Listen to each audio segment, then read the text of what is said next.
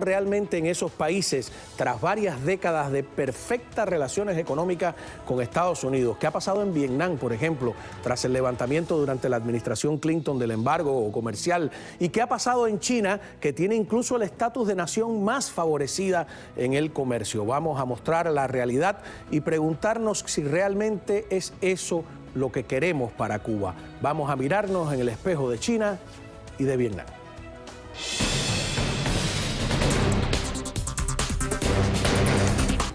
Bueno, muy bien, tenemos invitados que conocen de cerca el tema. Empiezo por presentar a Leonardo Anoceto, que es periodista cubano, vivió 7 años en China hasta hace muy poco, ¿no? Hasta 2013. Hasta 2013, ¿no?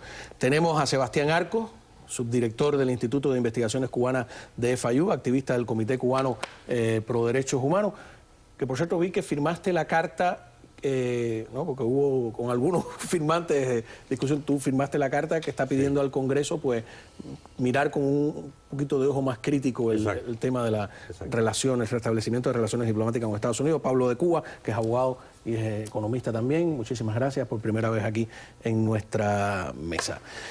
El planteamiento lo hice con toda claridad en la presentación, así que le quiero preguntar a Leonardo, que vivió en China, si realmente hay tal prosperidad. Se habla de la primera, segunda economía del mundo. ¿Cómo viviste tú y cómo fuiste a parar a China? Bueno, a mí, primero que todo me gustaría empezar con un Xindian Kuailá, que no es más que un feliz año nuevo en chino, teniendo en cuenta que por estos días los chinos están celebrando justamente la llegada del año lunar, que este año es el año de la cabra.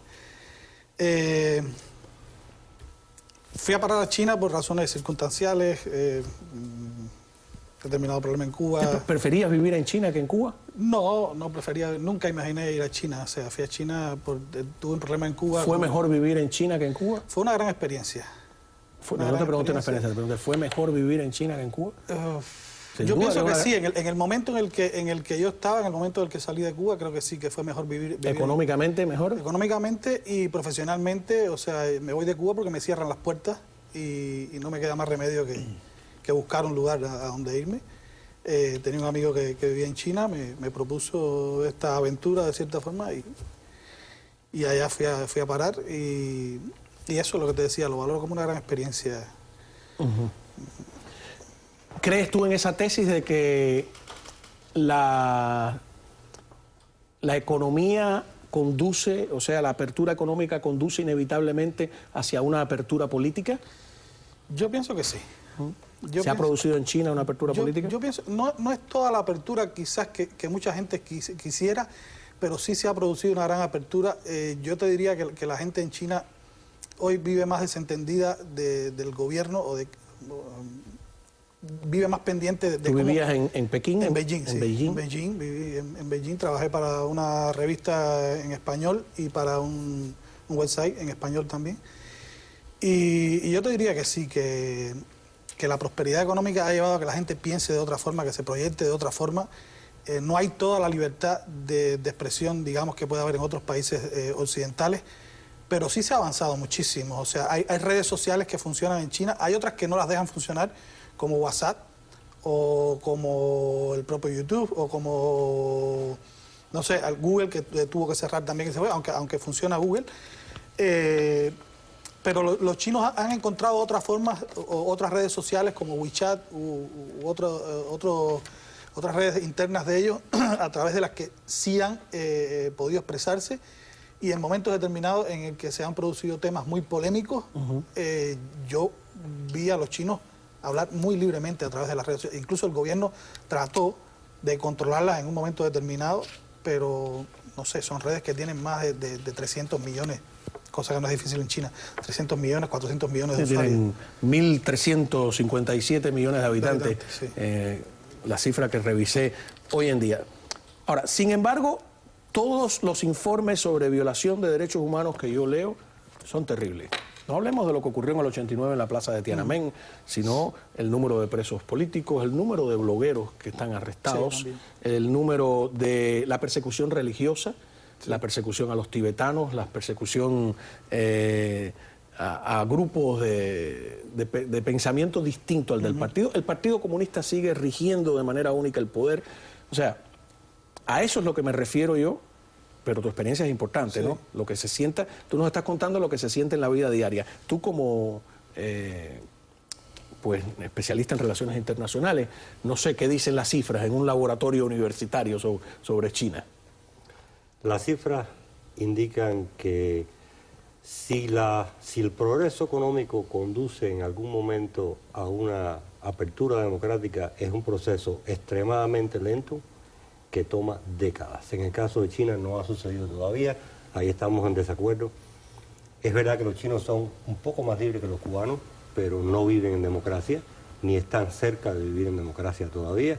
En el caso de Vietnam sucede exactamente lo mismo. O sea, lo que muestra la evidencia práctica de los países donde ha ocurrido una reforma económica primero que una reforma política es que estos países todavía están atascados en regímenes autoritarios. Sin embargo, cuando vemos países donde la reforma empezó al revés, o sea, empezó por lo político y terminó en una conversión al capitalismo, como el caso de Polonia, en el caso de Checoslovaquia, Hungría, esos países sí son democráticos. Es interesante la comparación, ¿no? Porque es verdad que llevan menos tiempo las reformas en los antiguos países del bloque soviético y parecen haber avanzado en algunos aspectos más que la propia China, ¿no? Sí, si nos atenemos a las cifras reales, ¿no? Usted como economista, ¿qué dice? Yo le guardo un poco de recelo a las estadísticas, pero hay una realidad imperante, ¿no? Los cambios políticos son mucho más abruptos que los cambios económicos. El cambio político puede llevar a desastres civiles, inclusive guerras internas, guerras intestinas de poder. Eso lo vimos en parte del bloque del Este, que se ajusticiaron a Ceausescu, recostado de una escuela, si mal no recuerdo. Las reformas económicas llevan un tiempo más largo en todos los países del campo socialista por la esencia fundamental que es no perder el control político del cambio. No se pierde. Tú puedes perder control estatal, no confundamos.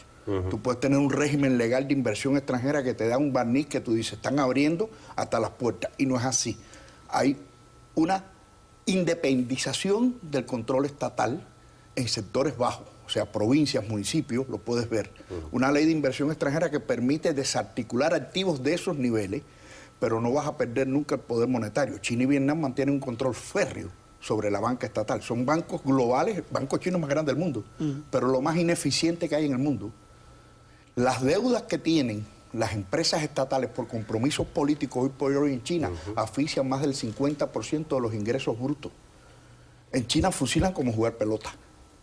Y allí no se juega pelota. No, y se fusila también por delitos económicos, que es muy curioso. Sí. Vamos a ponerle imágenes a la experiencia que tú viviste, ¿no? De alguna manera, ¿no? Esto es un documental que yo encontré en las redes que se llama Pobres y Ricos en China. Y llama más la atención los millonarios. Dice que cada día hay un nuevo millonario en China, en esa población gigantesca. Como tú dices, no es nada difícil. Vamos a conocer, este se llama, como yo lo entiendo, ¿no? A lo mejor Li Suahui, algo así se llama este nuevo millonario. Eso fue lo que yo entendí, que por supuesto está avalado por el partido. La impresión es que si el Partido Comunista no quiere que tú seas uno de esos millonarios, no lo eres. Tienes que tener el apoyo. Yo no creo. Hay una anécdota que lo ilustra. Vamos a ver. Este por lo menos dice eso, lo confiesa. Sí. Tuvo el apoyo del partido para su labor. Adelante, vamos a ver. Li Xiaohua es el presidente de una compañía cuyos beneficios superan los 600.000 euros diarios. Me encanta conducir en la plaza de Tiananmen. Ahora hay más ricos.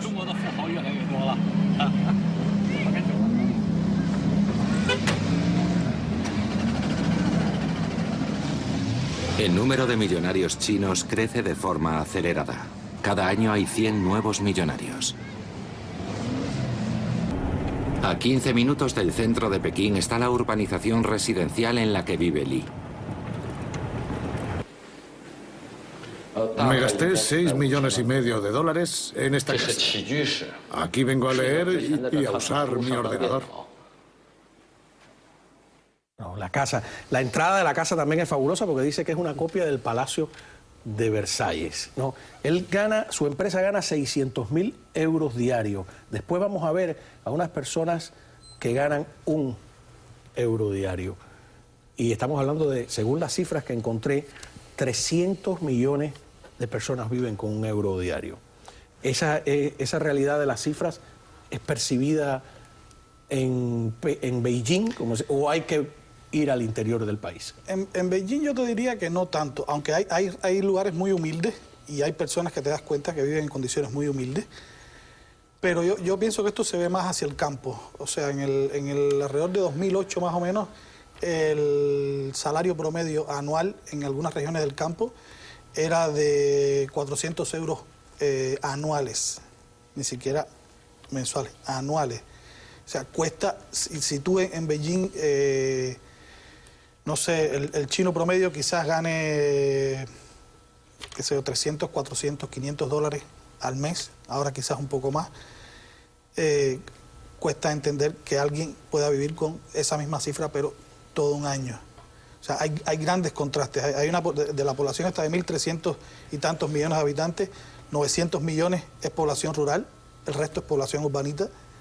De esta población rural, la mayoría viven en condiciones, o sea, por debajo del nivel de la pobreza. En Beijing yo te diría que no tanto, pero en el campo sí, en las regiones rurales sí se ve más esta diferencia. No, independientemente de que ha avanzado muchísimo el campo, pero... A mí lo que me preocupa es que supuestamente estas revoluciones comunistas se hicieron en nombre de la igualdad y están creando, como tú dices, un gran nivel de desigualdad. El caso de... Fíjate, ellos dicen, sacamos 80 millones de personas de la pobreza, pero resulta que 625 yuanes es la moneda. Sí, el yuan. El yuan, ¿no?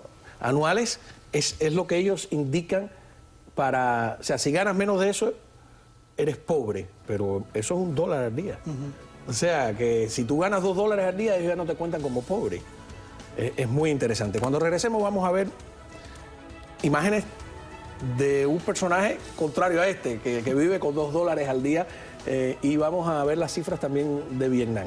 Ya regresamos aquí en el Expreso.